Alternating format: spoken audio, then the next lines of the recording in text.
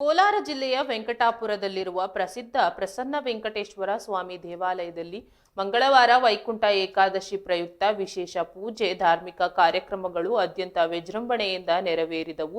ಬೆಳಗಿನ ಜಾವದಿಂದಲೇ ಸಾವಿರಾರು ಭಕ್ತರು ದೇವರ ದರ್ಶನಕ್ಕಾಗಿ ಸರತಿ ಸಾಲಿನಲ್ಲಿ ಕಾದು ನಿಂತಿದ್ದರು. ವೈಕುಂಠ ಏಕಾದಶಿ ಹಿನ್ನೆಲೆಯಲ್ಲಿ ದೇವಾಲಯವನ್ನ ವಿಶೇಷ ಹೂಗಳಿಂದ ಅಲಂಕರಿಸಲಾಗಿತ್ತು. ಬೆಳಿಗ್ಗೆ 7:30ರಿಂದಲೇ ಭಕ್ತರಿಗೆ ದರ್ಶನದ ವ್ಯವಸ್ಥೆ ಮಾಡಲಾಗಿತ್ತು. ದೂರದ ಊರುಗಳಿಂದಲೂ ಸಹಸ್ರಾರು ಭಕ್ತರು ಆಗಮಿಸಿ ದೇವರ ದರ್ಶನ ಪಡೆದಿದ್ದಾರೆ.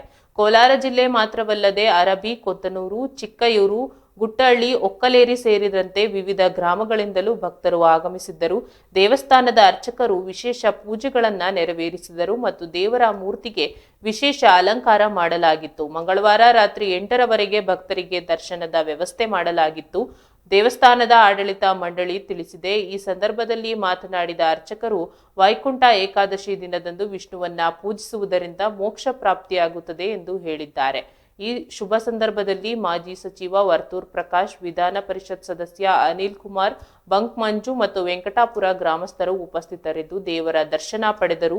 ಭಕ್ತರು ಯಾವುದೇ ತೊಂದರೆಗಳಿಲ್ಲದೆ ದೇವರ ದರ್ಶನ ಪಡೆಯಲು ಅಗತ್ಯ ವ್ಯವಸ್ಥೆಗಳನ್ನ ಮಾಡಲಾಗಿತ್ತು ಮತ್ತು ಕಾನೂನು ಸುವ್ಯವಸ್ಥೆಯನ್ನ ಕಾಪಾಡಲು ಪೊಲೀಸ್ ಬಂದೋಬಸ್ತ್ ಏರ್ಪಡಿಸಲಾಗಿತ್ತು.